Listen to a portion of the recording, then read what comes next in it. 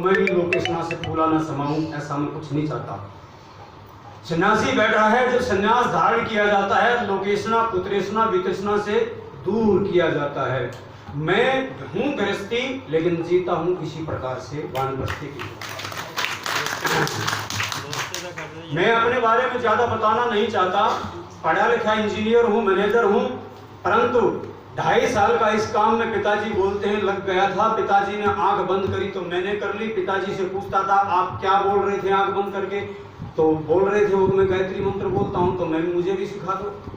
मैं गुरुकुल में पढ़ा नहीं, मेरे बड़े भाई पढ़े हैं गुरुकुल में। मैंने गुरुकुल की 4 दीवारी के चक्कर लगाए हैं। 4 दीवारी पर ये खड़े होके देखता था ब्रह्मचारी क्या कर रहे हैं, क्या बोलते हैं। पिताजी से शाम में बोलता था जो वो बोल रहे हैं मैं क्यों नहीं बोल सकता, जो वो कर रहे हैं मैं क्यों नहीं कर सकता। मुझे किसी ने नहीं बोला तुम आर्य बन जा, किसी ने नहीं बोला, मेरे पिताजी ने भी नहीं बोला। तो मैं एक दिन पिताजी से प्रश्न पूछा, मेरी उत्कंठा इस प्रकार से क्यों है। मैं आपको ये बताने आया हूं, आज राम का चरित्र बताने आया हूं। मैं आरंभ यही से करता हूं। मैंने अपने पिताजी से पूछा मेरा इस प्रकार का विचार क्यों है, इस अज्ञानियों से मैं दूर क्यों हूं, इन पाखंडों से मैं दूर क्यों हूं, मैं मूर्ति पूजा क्यों नहीं करता, मैं सारे मन बुरे क्यों लगते हैं जो संसार कर रहा है। तो मेरे पिताजी ने क्या उत्तर दिया मालूम है, ये सत्य घटना बतलाता हूं। उत्तर, जब तुम पैदा हुआ, गर्भाधान संस्कार हुआ, तो मैं सत्यार्थ प्रकाश पढ़ता था।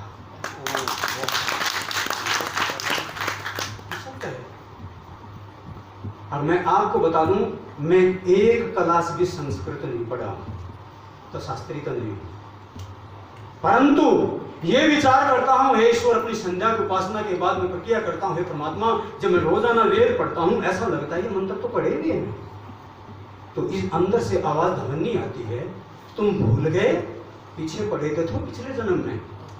ये सत्य है। और व्याख्या करता हूं वेद मंत्रों की, एक कला संस्कृत नहीं पढ़ा, छंदों को समझता हूं, लिखता हूं। लेकिन आज मुझे जिस काम के लिए बुलाया है, आज एक ऐसी विभूति का जन्मदिन है जो हमारा भारतवर्ष आर्यवर्त गौरवान्वित है। मैंने परसों बताया था 2 काव्य इस देश में ऐसे हैं, महाकाव्य हैं, एक रामायण और एक महाभारत, परंतु दोनों महाकाव्य में बहुत अंतर है। मेरी कुछ बहनें बैठी होंगी, उस दिन में परसों मैंने ये पंक्ति की बोली थी और आज भी बोलता हूं, इन दोनों महाकाव्य में अंतर है। एक काव्य में कहता है ये राज्य मेरा नहीं भैया आपका है, एक में कहता नहीं भैया मेरा नहीं आपका है, वो कहता मेरा नहीं आपका है, माता ने आपके लिए मांगा है। दोनों में लड़ाई है, राज्य आपका है, वो कहता नहीं मेरा नहीं आपका है। और दूसरे काव्य में क्या है, मैं तुझे सुई की नाव के बराबर भी भूमि नहीं दूंगा। कितना फर्क, मतलब 9 लाख वर्ष और आज से 5120 वर्ष में इतना परिवर्तन है। और आज इतना परिवर्तन आ गया है, जिस राम का हम जन्मदिन मना रहे हैं वो राम हमने रावण से भी बदतर बना दिया है। अब फिर भी कुछ लोगों की, मैं अभी आ रहा था तो सुबह सुबह मैंने अनेक जगह राम भक्त देखे। सच्चाई बतलाता हूं कैसे राम भक्त देखे। एक यहाँ पर 3 नंबर डिवीजन चौक पर मंदिर है और वहां पर वो राम भक्त तिलकधारी तंबाकू मुंह में चल रहा है और राम राम बोल रहे हैं। मिट्टी पलीद कर दी राम भक्तों ने राम की। आओ मैं राम की कहानी सुनाता हूं। वो समय था जब भगवती सीता, राम का सब कुछ वनवास वगैरह खत्म हो गया था और अपने घर आ गए थे। तो उस समय एक महर्षि विचार कर रहा है किसी को बुला करके, नाम बाद में बताऊंगा, आप समझ जाएंगे। हे मुनिवर, इस संसार में इस समय कोई ऐसा व्यक्ति है जो गुणवान, सूरवीर, सत्य पर चलने वाला, सत्यवादी, जितेंद्रिय, ब्रह्मचारी, वेद में निष्ठा रखने वाला, सबका हित चाहने वाला, क्रोध और इंद्रियों पर दमन करने वाला, संसार में कोई ऐसा व्यक्ति है? ये बात किसने पूछी? महर्षि वाल्मीकि ने मुनि श्रेष्ठ नारद से पूछी। और किससे पूछी उसकी डिग्रियां गिना दूं। लोगों ने नारद को ऐसा बना लिया कि वो इधर उधर का संदेश और भिड़ाने वाले घरों में बात करता है। नहीं, तो महर्षि नारद अपना परिचय देते हैं, मैं यजुर्वेद, ऋग्वेद, सामवेद, अथर्ववेद को जानता हूं। इनके अतिरिक्त इतिहास, पुराण वेदों का व्याकरण, निरुक्त, छंद, उपवेद, आयु विज्ञान, गणित विद्या, प्रकृति विद्या, भूगर्भ विद्या, तर्कशास्त्र, ब्रह्म विज्ञान, इंद्रिय विज्ञान, भक्ति शास्त्र, पांच भूत ज्ञान, धनुर्वेद, ज्योतिष शास्त्र, सर्प विज्ञान और देव ज्ञान विज्ञान और गंधर्व विज्ञान को जानता हूं। कितने सब्जेक्ट हो गए? इतनी डिग्रियां थी, केवल जानना नहीं, इतनी डिग्रियों से अलंकृत थे नारद जी। और हम कहते हैं इधर की भिड़ाने वाला था। और एक विमान उनके पास था, देश विदेश में घूमते ही रहते थे, क्योंकि सन्यासी का धर्म था, मुनि श्रेष्ठ थे। तो ऐसी बात मुनि श्रेष्ठ नारद से वाल्मीकि जी पूछ रहे हैं। क्यों पूछ रहे हैं? तुम घूमते रहते हो, तुमने पता है दुनिया का।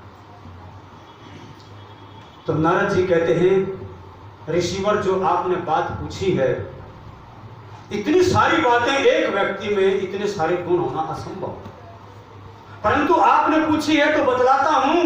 इस समय इक्ष्वाकु वंश में, क्या बोला मैंने? इक्ष्वाकु वंश। और आपको बताता हूं इक्ष्वाकु कौन था। जब परमात्मा ने अमैथुनी सृष्टि की रचना करी, ध्यान से सुनना, परमात्मा ने अमैथुनी सृष्टि की रचना त्रिभुज में की, आज का तिब्बत में, तो जो उनमें कुछ अच्छे बुरे लोग थे, उनसे परेशान होकर के जो आर्य पुत्र थे, वो इस भूभाग पर आ गए। किस पे? इस जम्बू द्वीप पे, जिस पे हम बैठे हैं। और यहां इस भूभाग पर आए तो इस राज्य की स्थापना करी। तो इस आर्यवर्त का सबसे प्रथम राजा वो इक्ष्वाकु था, प्रथम राजा। और उसके पूर्वज श्री राम कितने पैदा हो, रघु, दिलीप, जितने भी पैदा होते गए, उसी में महर्षि मनु भी हुए हैं, सब पैदा होते गए, आते गए। और उस इक्ष्वाकु वंश में एक राम नाम से जगत विख्यात, पूर्ण रूप से इस समय ब्रह्मचारी और विद्याओं को जानने वाला, तर्क शास्त्र को जानने वाला, धनुर्वेद का ज्ञाता, सबका हित जानने वाला, सर्व प्रिय भाषण करने वाला श्री राम है, जो गंभीरता में समुद्र से ज्यादा और ताकतवर में हिमालय से ऊपर और दान करने में कुबेर से ऊपर, इस प्रकार के योग्यता मुनिवर नारद बतला रहे हैं। और उनका ये विचार था ये काव्य लिखने का। और इसी टाइम में जब ये काव्य लिखना आरंभ किया, आपको बता दूं, दुनिया गाली देती है, एक धोबी के कहने से श्री राम ने अपनी पत्नी को निकाल दिया। आर्य लोग ऐसा काम करेंगे? उस समय जब भगवती सीता गर्भवती हुई तो श्री राम ने लक्ष्मण को आज्ञा दी, भैया इनको वाल्मीकि आश्रम में पहुंचा दो पुंसवन संस्कार के लिए। और सीता की सहायता वाल्मीकि को मिली तो काव्य लिख दिया। कब लिखा? जब राम मौजूद थे। अगर राम को जानना है तो इस काव्य को पढ़ो और कुछ मत पढ़ो। और आज से 511 वर्ष एक दास हुए जिसने राम को बिल्कुल उल्टा गाड़ दिया। कुछ थोड़ी बहुत अच्छी लिखी परंतु बहुत अधिक मिलावट करके गाड़ दिया। राम को एक व्यवसाय का साधन बना दिया। राम को एक ऐसा बना दिया कि हम इसके दल बूते के ऊपर अपनी आजीविका कमाते रहे। एक आर्य श्रेष्ठ को ऐसा बना दिया कि दुनिया उसको वो ना जाने जो था, हमारा आजीविका का साधन चलता रहे, वो बना दिया। और पिछले वर्ष मैंने इन देवियों को बतलाया था, मैं कपूरता चला गया, आज का ही दिन था। रामनवमी थी, आज का ही दिन था। कपूरथला मुझे इसी प्रकार आमंत्रित किया था। 20 मिनट का समय मेरे पास था। पंजाब केसरी के संपादक विजय कुमार अरोड़ा जी थे, चोपड़ा जी विद्यमान थे। तो मेरा 20 मिनट के समय में मैंने पूछ लिया था। मैं वो बात यहाँ फिर से दोहराना चाहता हूँ, हम राम को मानने वाले हैं? क्यों जी, है ना? और मेरा लेख भी आप पढ़ते होंगे। आप श्री राम को मानते हैं क्या, जानते हैं? तो मैंने वहां हजारों की संख्या में बैठी भीड़ से यह प्रश्न पूछा, तो लोगों ने 2-2 हाथ उठाए थे। श्री राम का भगत बता रहे थे कि हम 2-2 हाथ उठा रहे हैं, एक नहीं 2, पुष्टि कर रहे थे कि हम राम भगत हैं। और जिस स्टेज पर मैं प्रवचन कर रहा था, उस स्टेज पर भी हाथ उठे हुए थे कि हम राम भगत हैं। और तकरीबन सब लोगों ने तिलक लगाए हुए थे और राम नाम के दुसल्ले उड़े हुए थे और राम भक्त कहला रहे थे। मैंने भी खूब तारीफ करी जन के अंदर, गदगद हो गए।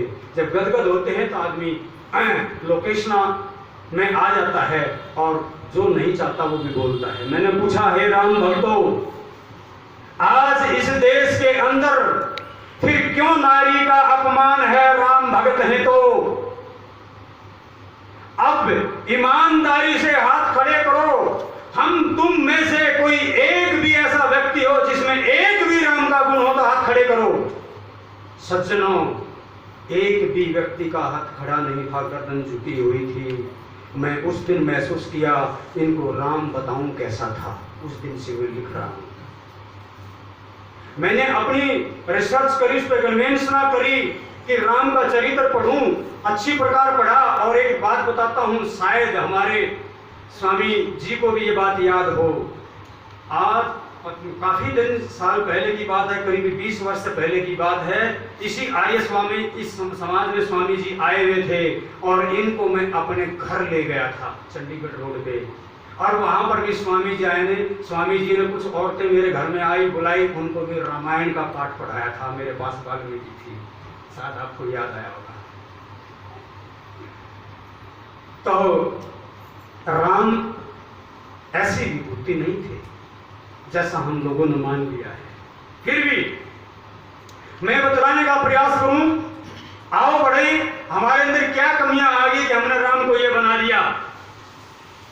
उस समय अयोध्या नगरी साधारण नगरी नहीं थी, जिस समय राम भी पैदा नहीं हुए थे। नारद जी बतला रहे हैं अयोध्या के बारे में, कामी वाना कतरियो वानर से पुरुषम कवचित। कोई कामी व्यक्ति नहीं है अयोध्या में, कोई दुष्ट व्यक्ति नहीं है, कोई ऐसा व्यक्ति नहीं है जिसके घर में, साधारण व्यक्ति की बात करता हूं, जिसके घर में यज्ञ ना होता हो। और ऐसा अलौकिक दृश्य बतलाते हैं नारद जी, मुनिवर, अयोध्या ऐसा है, जब आप सायंकालीन अयोध्या में जाएंगे तो श्याम वेद के मंत्रों का गुंजन सुनाई देता है। दशरथ के दरबार में श्याम वेद गाया जाता है। बताओ, जिस दरबार के अंदर श्याम वेद गाया जाए उस दरबार में क्या होता होगा। और आज स्थिति क्या है? आज हिंदू मुसलमान गाया जाता है हमारी पार्लियामेंट के अंदर, हमारे दरबार के अंदर राम की धज्जियां उड़ाई जाती हैं। क्या बात है? क्या राम ऐसे थे जो हमारे राजा मानते हैं? क्या आज हमारे बड़े बड़े राजा महाराजा मुख्यमंत्री ये बोलते हैं हनुमान दलित था या हनुमान ये था? क्या ऐसा था सब कुछ? मुझे रोना आता है इन बाबा जियों पर भी। कहने का नाम योगी, पूर्ण भोगी, राम ऐसे नहीं थे। ध्यान से जो देखो, मैं प्रार्थना करता हूं मन मन में, इस स्टेज पर जो मैं बोलूंगा ईश्वर से डर के बोलूंगा। मेरा वाक्य जो भी निकलेगा गंभीरता में, भले ही आर्यों को भी दुख लगता हो, मुझे भले ही कुछ गलत बोले, सत्य बोलूंगा। और मेरे गुरु ने ये कहा है, मेरे पुत्र, अगर सत्य के लिए प्राण भी जाएं तो परवाह मत करना। तो मैं इस बात से बुरा नहीं मानता। कुछ पीछे से ये कहेंगे बहुत ही ज्यादा खंडन करता है। खंडन नहीं, बहुत अनेक आर्य मुझे कहते हैं खंडन क्यों करते हो? मैं कहा, हम खंडन नहीं करते, सत्य का मंडन करते हैं। क्या एक तुम्हारा बच्चा शराब पिए, तुम उसको बोलोगे नहीं बेटे शराब पीना अच्छी बात नहीं है? एक मेरा घर, एक मेरे देश का व्यक्ति राम का चरित्र हरण कर रहा है, तब मैं नहीं बोलूं राम क्या था? ये बोलो खंडन है या मंडन? तो आर्य इस बात को भूल जाओ, हम खंडन करते हैं, खंडन नहीं करते। मैं बतलाता हूँ, ऋषि का मैं वो शिष्य हूँ, वो छोटा सा सिपाही हूँ, कहीं नहीं डरता, जो बोलता हूँ सत्य बोलता हूँ, कहीं गवार।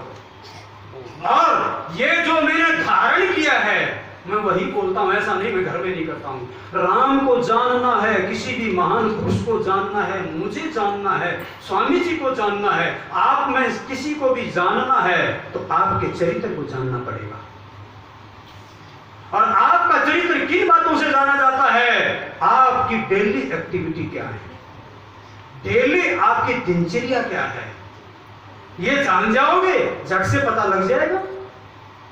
किसी के घर के बारे में सही जानना है, उसकी रसोई में बढ़ जाओ। क्या भक्ता है? मैं बहनों से कहा करता हूं, जब वे संध्या करती हैं, तुम्हारी संध्या में रसोई ना आए, परंतु तुम्हारी रसोई में संध्या जाए। ठीक है गलत है? तड़का लगाया करो गायत्री के, तब राम पैदा होंगे। एक बहन ने परसों कहा था कि इतने घर घर में है रावण, राम कहां से लाऊं? मैंने कहा आ जाएगा, कौशल्या बन जाओ, कौशल्या बन जाओ, राम आ जाएगा, कहीं जा नहीं रहा। आज भी राम पैदा होते हैं। मैंने चर्चा करी थी, इस लुधियाने में हजारों केस करा दूं, वो बच्चे अलग हैं, बुद्धिमान हैं, जिनको दवाई दे करके संस्कार विधि के अनुसार उनका गर्भाधान संस्कार करवाया, वो आज बच्चे अलग से। हम आर्य मेहनत नहीं करते, मेहनत करो होगा। मेरा केवल यही क्षेत्र नहीं है कि आज मैं रामायण की कथा सुना दूंगा और लोग तालियां मार देंगे। मेरा अभिप्राय यह है, जो हम में गिरावट आ गई वो पूर्ण करें। क्यों आई? आलस प्रमाद से। महर्षि ने हमको डांट लगा करके कहा था, आलस प्रमाद मत करना, नहीं ये देश बचेगा नहीं। आज यही हो रहा है, हम में आलस प्रमाद आ चुका है। इतना ही नहीं, इस यज्ञ कुंड से, इस यज्ञशाला से बाहर निकलो आर्य। मैं जाता हूं, इस देश की हालत क्या है। मैं हर समय, आज भी शाम को प्रोग्राम है, इतने जर्दे, तंबाकू, शराब की बोतलें ले आकर के मेरे साथ थैला भर के ले जाता हूं। इस देश को कहां से आरंभ करूं? इतनी गंदगी। मोदी क्या गंदगी दूर करेगा? गंदगी तो इस देश के अंदर, मनुष्य के अंदर भरी पड़ी है। जब तक हम अंदर की गंदगी को दूर नहीं करेंगे, बुरा हाल है। महात्मा प्रभु आश्रित कहते थे, वो आया यूं दामन झटक करके चल दिए यूं कहते हुए, कैसे आऊं देख तेरे सदन में गए रहे बैठे। इतने शत्रु अंदर बैठे, परंतु राम तो राम की जो अयोध्या थी वो इस प्रकार की थी, ना कोई कामी था, ना अविद्वान था, ना नास्तिक था, ना कोई ऐसा व्यक्ति था जो यज्ञ ना करता हो। मनुष्य जेवर पहनते थे, कुंडल पहनते थे, यहाँ से 20 बाजुओं के वो पहनते थे, मनुष्य, स्त्रियां तो पहनती थी। इतना अमीर था ये देश। और क्या था? विश्वगुरु आर्यवर्त था, आर्यवर्त का राजा दशरथ था। तो उस स्थिति में मैं इतनी बातें नहीं जाऊंगा, सब जानते हैं कि राम कैसे पैदा हुआ, कैसे पैदा हुआ, लेकिन ये बात बताऊंगा जो तथ्य आर्यों को नहीं पता होंगे। ये स्थिति आई, संतान नहीं है। राम को पैदा करने के लिए दशरथ को कहां जाना पड़ा? वन में। ध्यान से सुन लेना, वन में जाकर रहे। और उसके बाद तीनों रानियों को लेकर के जब पता चला, श्रृंगी ऋषि नेपाल में, आज नेपाल है, उस समय वो सीता भी वहां की थी, तो वहां पर गए वन में, श्रृंगी ऋषि से मिले, उनको आमंत्रित किया, हमारे घर में पुत्र यज्ञ करो, मान गए, आए। अयोध्या नगरी से 7 किलोमीटर दूर सरयू नदी के तट के ऊपर आयोजन किया गया। दवाई खिलाई गई श्रृंगी ऋषि के द्वारा, खीर में मिला कर शिवलिंगी के बीच सावित्री और जो मिला करके मैं भी देता हूं करके गर्भाधान संस्कार करवाया गया। राजा को नियम बताए गए, किस तिथि को गर्भाधान संस्कार कराना है। ये सारे नियम महर्षि राम ने संस्कार विधि में भी लिखे हैं। तो इस प्रकार उन रात्रियों को गर्भाधान संस्कार करा गया और ठीक 10वें महीने के अंदर पुत्रों के रूप में ये राम, भरत, लक्ष्मण, शत्रुघ्न पैदा हो गए। शिक्षा दीक्षा हो गई। कहां पर? वन में। पैदा कहां हुए? वन से। शिक्षा कहाँ हुई? वन में। देखते जाइए राम कैसे बने। अब शिक्षा दीक्षा हो गई, ऐसी शिक्षा दीक्षा नहीं, बिल्कुल उत्तम, राजकुमार हो, गरीब हो, दरिद्र हो, एक ही प्रकार की शिक्षा होती जो गुरुकुल प्रणाली की थी। सबको भूमि में शयन, वही शास्त्र पढ़ने, वही दर्शन पढ़ने, वही विद्या, वही तप करना। ऐसा नहीं जब राजकुमारों वाला भोजन मिले, वो सब तप करा करके कमांडो तैयार किए। राम लक्ष्मण शत्रुघ्न सिंह के बारे में जितना कहूं उतना कम है, इस प्रकार की शिक्षा थी। और एक शिक्षा में एक दिन महर्षि वशिष्ठ ने यह प्रश्न किया है, राम जिस प्रकार हमारे शरीर के लिए भोजन की आवश्यकता होती है, आत्मा का भोजन क्या है? सबकी जानकारी के लिए बताता हूं। ऐसा प्रश्न करने वाले वशिष्ठ ही थे और ऐसा उत्तर देने वाले भी राम थे। क्या कहा? जिस प्रकार गुरुवर शरीर को भोजन की आवश्यकता होती है, इस शरीर को भोजन से चार्ज कर लेते हैं। आत्मा का भोजन ध्यान है, ईश्वर का ध्यान करके आत्मा को चार्ज कर लेते हैं। मनुष्य का भोजन ध्यान है, आत्मा का भोजन। हम अपने मोबाइल की बैटरी लो हो जाती है तो यहाँ तार लगाते हैं और प्लग से लगा लेते हैं। मुझसे लोग पूछते हैं 12-13 घंटे आप फैक्ट्री में रहते हो और लोगों की सेवा करते रहते हो, यहाँ भी पेशेंट आते रहते हैं, यहाँ भी चलते फिरते करते, शिक्षा दीक्षा व्हाट्सएप पे ये सब, इतना समय कहाँ से निकालते हो? 3:30 बजे दिन शुरू होता है, आपके सामने बैठा हूँ। ब्रह्म मुहूर्त के बाद सोने की आज्ञा नहीं होती गुरुवर की। कौन गुरुवर? ऋषि दयानंद ऋषि। वो कहते हैं उठो उत्तिष्ठ जागृत प्राप्त अग्निबोधते। कैसे सो जाऊं? क्यों? उस समय दौलत लुटती है, रई प्राण जागृत होते हैं, सूरज निकलने के बाद बंद हो जाते।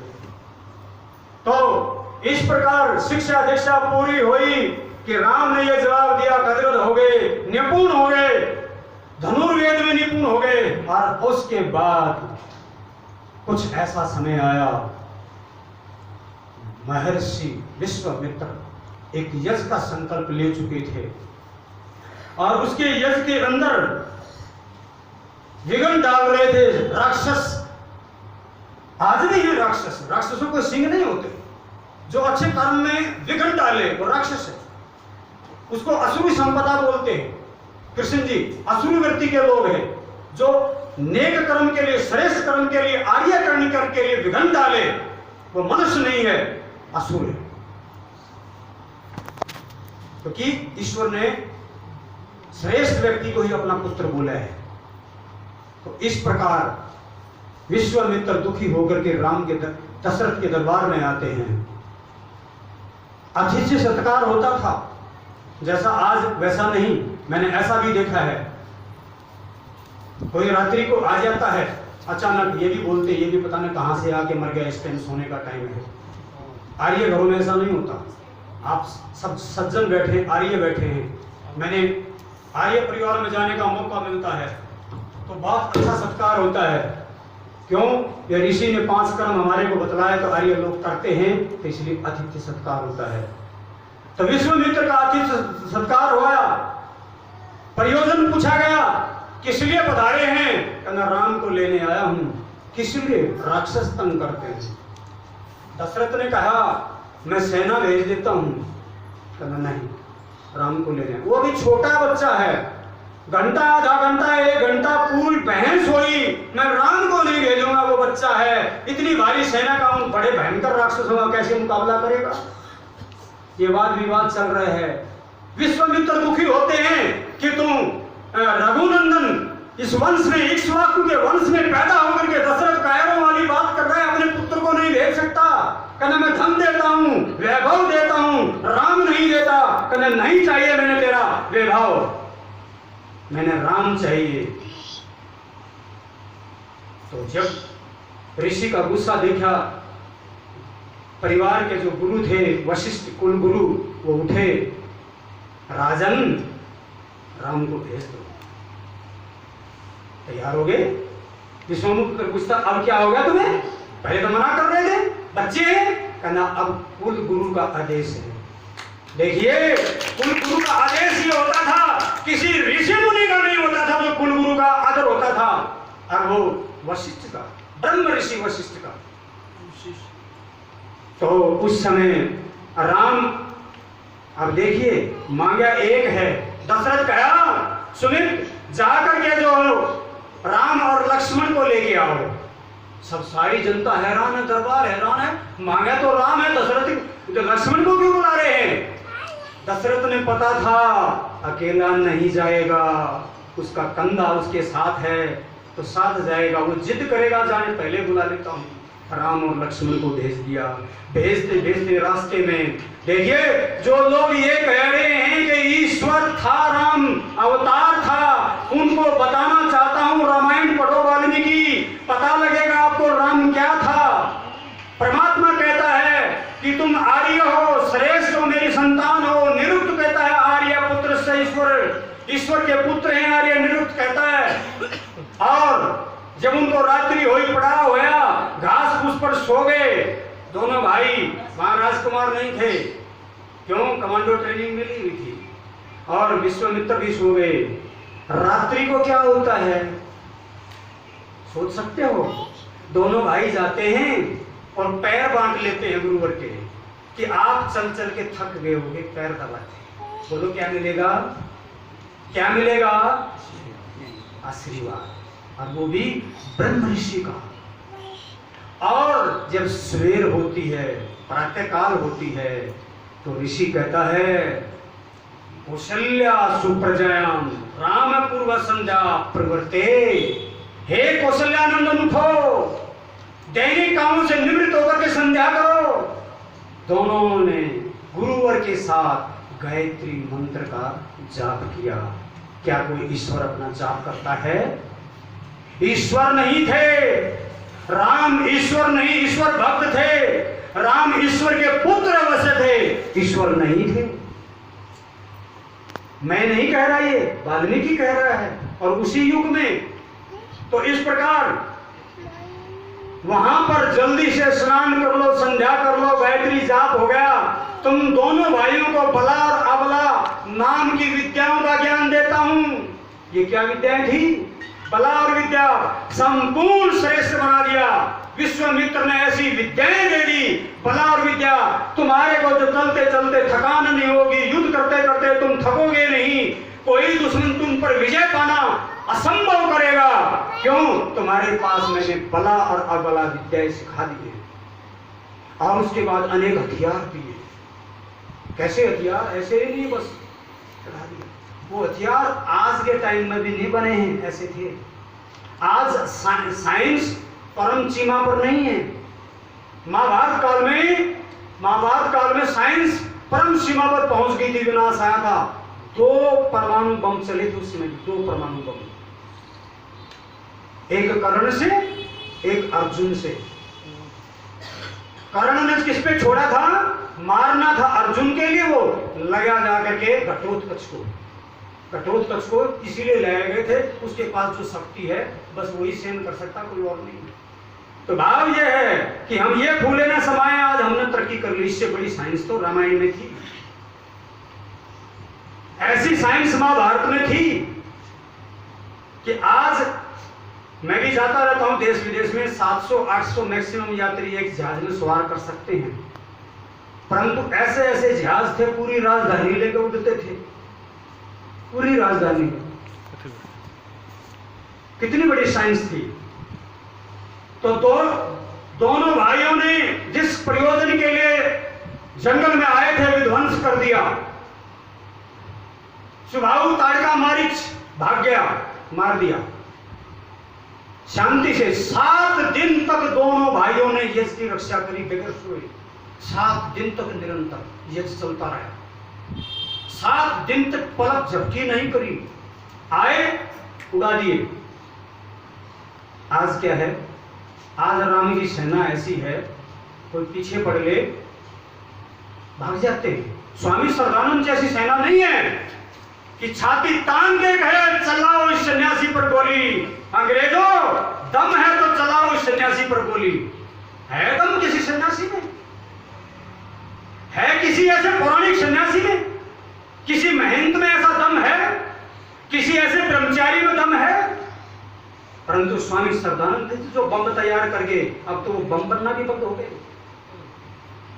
तो यहां पर सब कुछ शांति से यज्ञ संपन्न हुआ और इतने में मथिल्ला से बुलावा आया है। दोनों भाई मथिल्ला की तरफ गुरु की आज्ञा से जाते हैं। सीता का स्वयंवर हो गया, मैं यहाँ से भी चलता हूँ। सीता को जीत लिया, ये भी मैं कहता हूँ। तो गली छड़ी धनुष थी, राम ने उठाया, टूट गई और स्वीकार कर लिया। सीता का माला पहना दी, चारों भाइयों की शादी होगी, घर में बहू आ गई।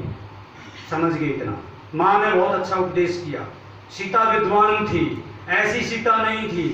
तुलसीदास कहता है 6 साल की थी, वाल्मीकि रामायण कहता है 18 वर्ष की थी, राम की आयु 25 वर्ष थी। और इस बात की पुष्टि करती है जब सीता अनुष्या से मिलती है, तब पुष्टि करती है इस बात की कि मेरी आयु 18 वर्ष थी और श्री राम की आयु 25 वर्ष थी। तो अब जब मथिला की तरफ जा रहे हैं तो एक गौतम ऋषि था, उसका आश्रम था और उसमें दुष्ट आदमी तब भी थे।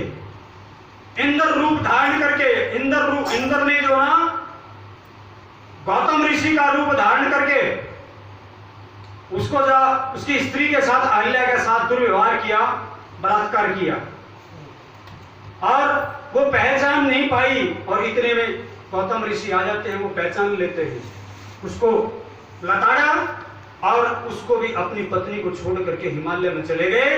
तो इस पश्चाताप का, गलती उसके नहीं थी, हो गई, इसका पश्चाताप कर, तू यहाँ तप कर, मैं चलता हूं। तो वहां पर वो तप करती रही और जो ही चलते चलते मार्ग में देखा तो राम ने पूछा, मुनिवर ये किसका आश्रम है? तो विश्वामित्र बतलाते हैं ये गौतम ऋषि का आश्रम था। कहना इसमें कोई नहीं रहता, कहना रहता है उनकी पत्नी अहिल्या रहती। हमने मिलना है उनसे। तुलसीदास कहते हैं वो पत्थर की थी। देखना कितने बेवकूफ इस देश में हुए हैं। तुलसीदास कहता है वो पत्थर की थी और राम ने छुआ तो वो मनुष्य फिर बन गई। ऐसा कोई आविष्कार हुआ है अब तक? सिद्धांत को पकड़ोगे तो सब कुछ समझ में आएगा। ऐ विद्वान ये बातें करते हैं, अविद्या वाले ये बात करते हैं। तो राम आश्रम में जाते हैं, उस समय बतलाते हैं ऐसी दिव्यमान थी अहिल्या, उसके चेहरे से ओज टपक रहा था। ओज हम कहते हैं ओम तेजो असी तेजो मही, ये ओज था। यजमयी थी, विदुषी थी, साधना की हुई थी, उपासना में लीन थी। और जो मैंने कहा था इस तार से जब तार जुड़ जाता है तो ये मोबाइल चार्ज हो जाता है। मुझसे लोग पूछते इतना काम कैसे करता है? मैं कहता हूं बैटरी चार्ज करनी पड़ती है। कहना कैसे भाई, तुम्हारा मोबाइल कैसे चार्ज करते हो? कहना पलक से लगा के। मैं अपना मोबाइल, मैं अपनी आत्मा को उस पावर हाउस से जोड़ता हूं जिससे बड़ा कोई पावर हाउस पूरे ब्रह्मांड में नहीं है, उस परमात्मा से जोड़ता हूं। तो बोलो बैटरी कैसी चार्ज होएगी? बोलो सत्य बोलूंगा या नहीं बोलूंगा? असत्य बोलूंगा? तो इस स्टेज पर मैं बोल करके मैं जो कमजोरी आए उसको दूर करने का प्रयास कर रहा हूं, और ये समझो। तो अहिल्या के जाकर के दोनों भाइयों ने चरण छुए, अहिल्या ने आशीर्वाद दिया। कोई पत्थर की नहीं थी, ठोकर नहीं मारी। क्षत्रियों का महर्षि मनु उनके पूर्वज कहते हैं यत्र नार्यास्तु पूजन्ते रमन्ते तत्र देवता। बोलो राम ठोकर मारेंगे? और वो भी तपस्विनी को। उस तुलसीदास ने हमारे राम की मर्यादा को भंग किया और हम तुलसीदास की रामायण को ही सत्य मानते हैं। वाल्मीकि रामायण तो छुई ही नहीं। 2511 वर्ष पहले वाल्मीकि पढ़ते थे सब, अब तुलसीदास पढ़ते हैं। क्यों? रोचक है पढ़ने में, मजा आता है, परंतु विष, उसके अंदर विष शामिल है। तो ये देखना, इस प्रकार अहिल्या का उद्धार करके मथिला में जाकर के काम समाप्त करके आ जाते हैं। और दशरथ की ये चिंता है, अब मैं बूढ़ा हो गया, सफेद बाल आ गए, क्यों न राम को राज्य दे दिया जाए। ये विचार दशरथ के दरबार में रात में अकस्मातिक सभा बुलाई गई। क्यों? अगले दिन चैत्र मास की प्रथम पदा थी, हमारा सृष्टि कर्म आरंभ हो रहा था। और आज 2019 है और हम कहते हैं हैप्पी न्यू ईयर। मैं नहीं कहता, मेरे कभी भी मैसेज 1 जनवरी पर नहीं आते। कब आते हैं? चैत्र मास की प्रथम पदा को। क्यों? आर्य हूं, ईसाई नहीं हूं। ईसाई नहीं बनाया मेरे माता पिता ने, ईसाई नहीं बनाया मेरे गुरुवर ने, मेरे गुरुवर ने वो बनाया जो हम थे। तो इसलिए मैं चैत्र मास की प्रथम पदा को ही सबको यही बोलता हूँ, नव वर्ष की सबको शुभकामनाएं। तो दशरथ ने भी यही बोला कि कल चैत्र मास की प्रथम पदा है, हमारा नव वर्ष है, क्यों नहीं कल राज्याभिषेक किया जाए। राम को बुलाएगा, बताएगा, नगर को रातों रात सजाएगा, सुबह राम का राज्याभिषेक होगा और नगर के अंदर शोभा यात्राएं निकालेगी कल राम का। परंतु अब राम को मर्यादा पुरुषोत्तम बनने का अवसर आ गया, रंग में भंग। दासी मंथरा ने कान भर दिए कैकेयी के, विद्वान थी कैकेयी, साधारण नहीं थी, बहुत लगाया उसको। परंतु धीरे धीरे किसी को एक बात बोलते रहो ना, तुम निकम्मे हो, तुम निकम्मे हो, तुम निकम्मे हो, तो कुछ टाइम बाद यही समझ लेता है मैं निकम्मा हूं। मैंने ये प्रयोग करके देखे कि मैं आयुर्वेद का ज्ञाता हूं, योगाचार्य हूं, तो ये मैं मनोविज्ञान को जानता हूं। स्वामी जी ने एक बार मनोविज्ञान का पाठ करी थी, मैंने बहुत अच्छी लगी थी, बहुत पुरानी बात है। स्वामी श्रद्धानंद का बलिदान दिवस था, तो मुझे बहुत पुरानी बात है, मेरे ख्याल 1998-99 की बात है, मैंने याद है। उस समय यज्ञ मुनि जी को बुलाया गया था। तो हाँ जी, ये मनोविज्ञान ऐसा है जैसे एक व्यक्ति हम में से आ रहा है, हम 3-4 मिलकर के अलग अलग स्थान पर खड़े हो जाए, हम कह दें आपस में मिली भगत करके, अरे भाई तुम्हें क्या हो गया, तुम अच्छे भले इंसान थे। वो कहता है मुझे क्या हो गया? अरे भाई तुम्हारा चेहरा उड़ गया है, तुम ऐसे थे, तुम्हें क्या रोग लग गया? मुझे ऐसा लगता है तुम्हारे को कोई भयंकर बीमारी तो नहीं है। नहीं, मुझे कुछ नहीं है। करता आगे चला, इतने में दूसरा मित्र निकला, अरे भाई ये क्या बना दिया तुमने हुलिया अपना, तुम अच्छे भले इंसान थे, हट्टे कट्टे थे, तुम्हारा मुखमंडल तेज था, अरे क्या हो गया तुम्हें, क्या खा गया? मुझे ऐसा लगता बुरा मत मानना, तुम्हें कैंसर तो नहीं हो गया? अब अच्छा भला इंसान सोच में पड़ गया। तीसरा निकला, अरे क्या बनेगा इस उम्र में, क्या हो गया तुम्हारा? उस बंदे ने, चौथा बंदा मिला तो ये मान लिया, घर में जाकर शीशा देखने लगा और ये मान लिया मेरे को कैंसर हो गया है।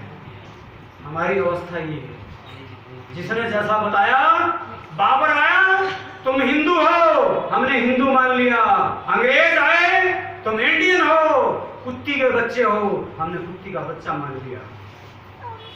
और अब कोई कहता है तुम राधा स्वामी हो, तुम धन धन सदगुरु हो, तुम श्री राम शरणम हो, तुम फलाने स्वामी हो, हमने ऐसा मान लिया।